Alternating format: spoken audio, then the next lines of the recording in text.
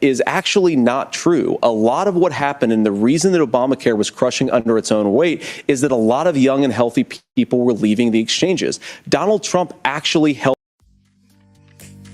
so in a way that preserved people's access to coverage who had pre-existing conditions. But again, something that these guys do is they make a lot of claims about if Donald Trump becomes president, all of these terrible consequences are going to ensue. But in reality, Donald Trump was president. Inflation was low. Take-home pay was higher. And he saved the very program from a Democratic administration that was collapsing and would have collapsed absent his leadership. He did his job, which is govern in a bipartisan way and get results, not just complain about problems, but actually solve them. Governor, did enrollment under the Affordable Care Act go up under the Trump administration? It's higher now that we've seen it go up. Look, people are using it. The system works. And the question about this of young people or whatever, that's the individual mandate piece of this.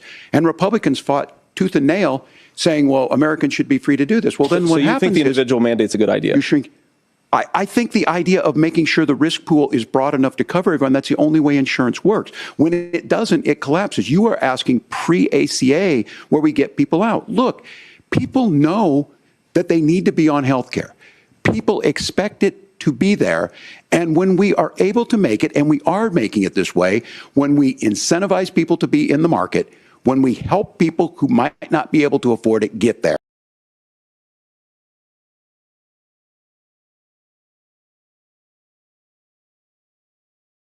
To Medicare, whatever. Good luck buying health care once you get past 70. So look, the ACA works. We can continue to do better. Kamala Harris did that. The way she made everything better was negotiating those 10 drugs on Medicare for the first time in American history. Thank you. Margaret. Can I address that? I apologize. We're out of time. We have a number of subjects to discuss. Margaret. Let's talk about families in America.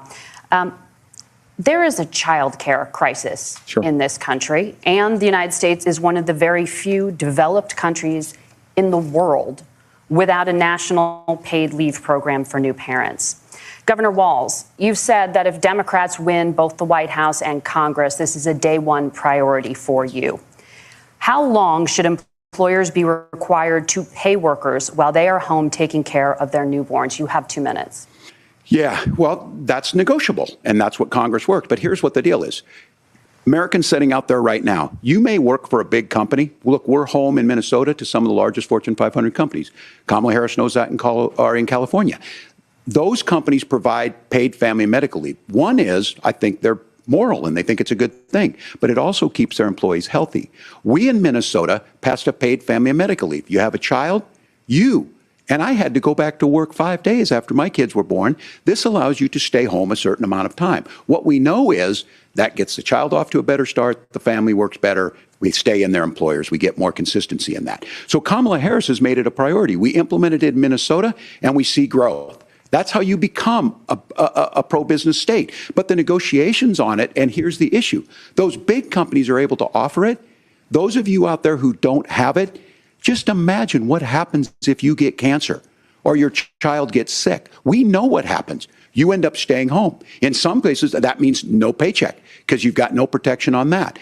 This is the case of an economy that Donald Trump has set for the wealthiest amongst us. He's willing to give those tax breaks to the wealthiest. He's willing to say, bust those unions up, do whatever. What we're saying is the economy works best when it works for all of us. And so a paid family medical leave program, and I will tell you, go to the families or go to the businesses and ask them. As far as childcare on this, you have to take it at both the supply and the demand side. You can't expect the most important people in our lives to take either our children or our parents to get paid the least amount of money. And we have to make it easier for folks to be able to get into that business and then to make sure that folks are able to pay for that. We were able to do it in Minnesota, and I'm still telling you this. We were listed as the best state. We're still in crisis on this.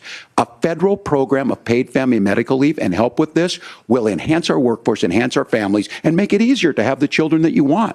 Governor, your time is up. Senator, do you support a national paid leave program? And if so, for how long should employers be mandated to pay their employees while they are home taking care of their newborn? You have 2 minutes. Yeah, well, first of all, Margaret, a number of my Republican colleagues and some Democrats too have worked on this issue, and I think there is a bipartisan solution here because a lot of us care about this issue. I mean, look, I speak from this very personally because I'm married to a beautiful woman who's an incredible mother to our 3 beautiful kids, but is also a very, very brilliant corporate litigator, and I'm so proud of her.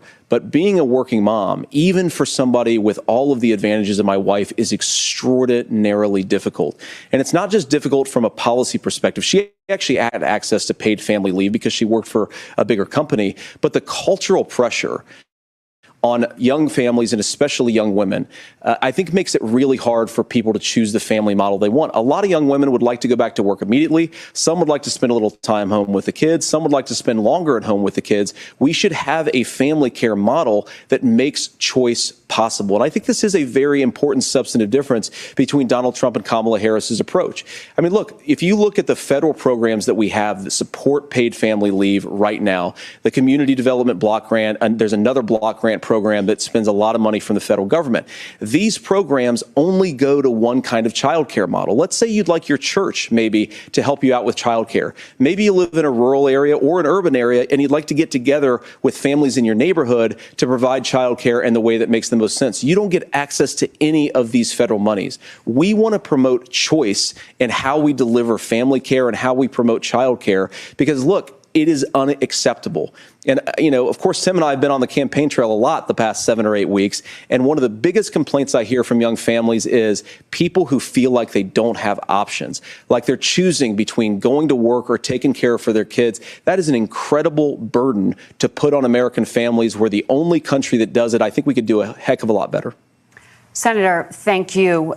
You have also said, Senator Vance, many things about the American family. The Federal Reserve says parents will spend nearly as much on child care as they do on housing.